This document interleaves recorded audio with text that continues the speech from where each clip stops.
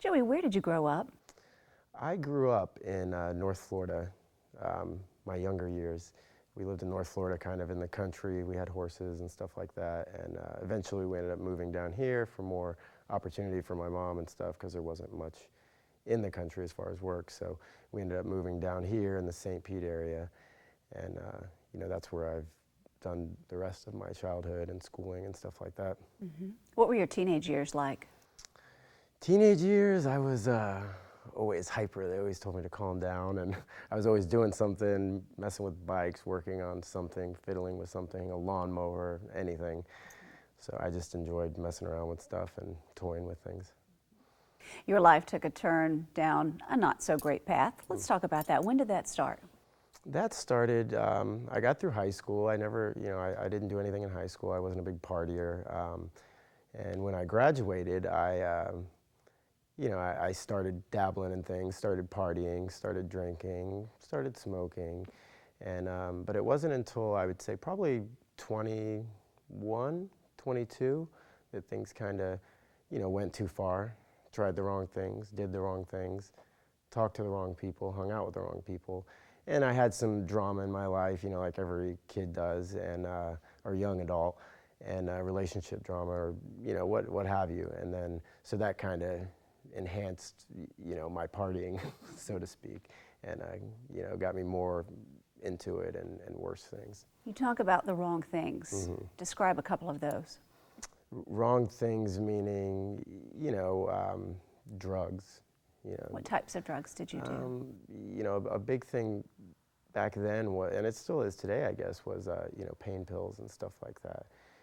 Just something to make you feel good and warm and fuzzy. And back then it was just something like, here, somebody said try this, and I did. We'd go out to the casino and I'd get messed up or whatever, and we'd go out there and party, and it was just a fun thing to do. It wasn't a problem then. It was just something somebody offered, and I said, okay, why not? Did the pain pills lead to other drugs? Well, it's not that it led to other drugs, it's that it increased, usage increased, and habit formed, and dependency was forming and stuff like that. And so it's not necessarily that it led to other drugs, and there were other drugs that I had tried and sampled, but it was just that it increased in usage and became not a party tool. It became a dependency, something I needed. Talk about the first day you knew that you needed that. You probably didn't want to admit it to yourself that you had a dependency, but talk about the first time when you knew. Like, did you wake up in the morning? Was it every day? What were those days like? I don't know that there was one particular morning that I woke up and noticed it. I think it was such a slow, gradual process, and and I'm sure most people will say the same thing that have been in this, either whether it be alcoholics or anything like that. It starts slow, and it's such a slow pace. Well, I guess some people go into it immediately, but for me it was such a slow pace that I don't recall one day that it was like bam, it changed. I'm dependent. Describe a day when you did have a dependency. What was that day like for you when you were in the height of your dependency? It's horrible. I mean, all you're doing is constantly, driving around searching for this, whatever your vice is, you're searching for that and trying to find it. And, okay, let me get this, and once I get this, I can continue about my day. But then once you find that, then you're worried about the next time you're going to have it, because you don't have it for after you complete task A, to go to task B. So it's a constant cycle. It's a bad cycle, and it's a time-consuming cycle to keep up with it. So you're constantly planning your next high. Yeah, absolutely, constantly. All day, and it gets worse and worse. It can start out where, I only need to do it a couple times a day to stay right. But then it can increase into, multiple times a day, to where literally all you're doing is searching, finding, getting, using, and repeat, How did you find it? Where was your daily? Did you go to the streets to find it? A pain doctor? Originally, people I knew, people that started coming into my circle, that I let in my circle, bad people, they had it, or, back then people went to the doctors, and, so these people I knew would get it, and I would get from them. I would have maybe one or two people, they were my friends back then, I thought the world of them. I thought we were really tight. They were my boys. And so I'd get from them, and then it turned into, if they didn't, people they knew would, And yeah, and there was one point where I did go to pain management. I'd gotten in an accident on a motorcycle, which was the perfect justification for me to go get more, you know. And then I was doing it the right way. I had a prescription. There's nothing wrong with that, right? And that's not true. That's not true at all. How did this lead to you getting in trouble?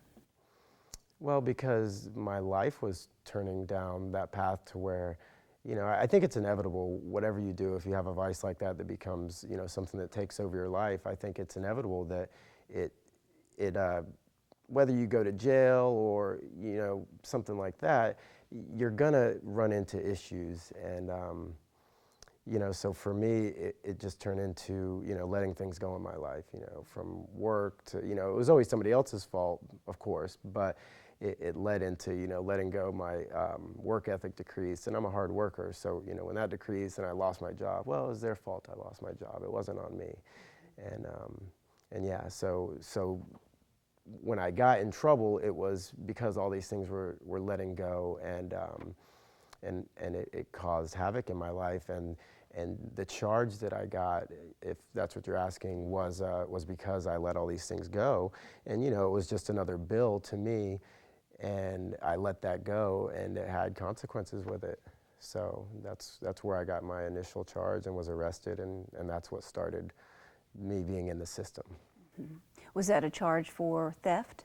It wasn't a theft charge. It was considered a failure to redeliver hired or leased property. So in a way, it's kind of like theft because, I went to, company A and got this, and then stopped paying on it, and they didn't get their product back. So in a way, it's kind of like theft, Back then, of course, I was like, oh, this is messed up. This isn't, right. They shouldn't be able to do this. But the reality is, I shouldn't have been able to do that either because I didn't hold up to my end of the deal.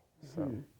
And that led to other charges. Talk about you needed to be in court Mm-hmm. and weren't able to get to court. Was that multiple times that happened, and why did that happen? Well, I the think failure the failure to appear was, were there two? There may have been two. Either way, I believe the first time I just, got caught up in stuff. I was still doing the same things, the same, stupid things that were consuming my day. And I think I honestly forgot, but I didn't forget because, I was doing something good or out there, serving the community. I forgot because I was serving my addiction and, and serving myself. And so I forgot, which, the court system doesn't care if you forgot. The court system doesn't care what you have going on. Failure to appear is failing to appear. And I failed big time. Did you spend time behind bars? I did. All total, I spent about 6 months in jail between Pinellas and Pasco County. What was that like? It's interesting, it's interesting because I'd never been in there before. I'd gotten in trouble as a kid a little bit, but nothing to where I was in jail. And when I went into jail, it's just it's a real bitter feeling. And, and there's a lot of people in there who may have messed up once and they're not horrible people. And then there's horrible people in there, but you're all in there, and everybody did something and everybody got in trouble for something. So it was really weird at first. It's, you're really anxious because when you're in there, you can't get out. You're controlled by, you're controlled by the guards. You're controlled in what you do. You're controlled in when you sleep. And, I'm sure you've heard this from other people's stories, but you're just controlled. Your day-to-day living is controlled, when you can use the bathroom even at some points, and you go on lockdown to where you have to stay in your bed or your bunk and stuff like that. So it was really different. And like anything else in life, you adapt. And I don't mean this in a good way that I adapted, but you have to, as a human, you have to adapt to your situation in order to survive. And I adapted by, I took up reading books, which I've never read in my life, but, I took up reading books and playing spades and,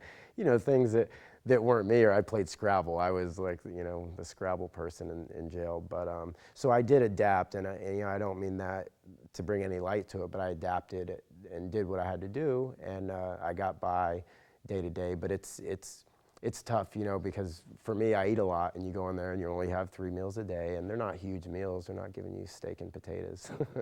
They're giving you bread and mystery meat. So. Do you remember any particular night or day when you were behind bars that you were super scared? I don't know that I was super scared. Well, yes, I was scared, but I wasn't scared for my safety. I was, I was okay with that. I knew I could take care of myself. I was scared for, what was going on with my family and my loved ones, and and what was going on that I couldn't control, and the things in my life that were rapidly declining because I was in there and I couldn't do anything about it. Going into jail with an addiction, did you have any withdrawals, or did they help Yeah, you with that? absolutely. They do. They very little. They'll send you to medical. It's called in there, and you go into medical, and they'll. Depending on how bad you are, for example, alcoholics, they need a little more treatment because when you're detoxing from alcohol, you can actually, there's more health risks than there are for someone coming off of, pain medication. What was your detox like? It's depressing. Not only are you in jail, so you're of course going to be depressed and anxious, but it's multiplied by, 20 or 50 because what those, medications do to your brain. You're using up all that serotonin. I'm not a doctor claiming to be, but you're draining the serotonin and the happiness out of your brain every time you use those. So once you come off of them, your brain's just, you're really sad, depressed, feel really lonely, and on top of the fact that you're in jail. How'd you get your life back on track? I got out of jail. The final time I got out of jail, I was fortunate enough to have great judges in both counties, really, good probation officers, and I got back on track finally. I was tired of it. I'd gotten out of jail for the last time, and I did some time, and when I came out, I just knew that wasn't for me. I knew I was destined for better things. I knew that I had more potential, and there was too many opportunities for me. Even though I'd come from a family that was low income or poor, whatever you want to call it, I knew there was more opportunities for me. So I got out. I got a job within I think 2 or 3 weeks of the final time I got out of jail. Of course, I was on probation, so there was a lot of things that I had to do. In excess to working, but I got a job and started working, started serving, and eventually led into bartending, and that was a really good thing for me because that got me back on track. It got my finances right, and I was able to start getting things back in life. My license, a car, things that a lot of people really take for granted, and I did too back then. I got them back, and I felt like I was 16 again because I got my license and a car, and I was like, wow, this is great. I have freedom again. I can go where I want. I can get to work without riding a bicycle or using the public transportation system and stuff like that. And your future? What do you see in your future? My future, I see good things now. I'm finally in a place to where I have positive thoughts and positive people in my life, which is a huge thing. And I just see. I see me one day being an entrepreneur, having my own business. I see myself being successful.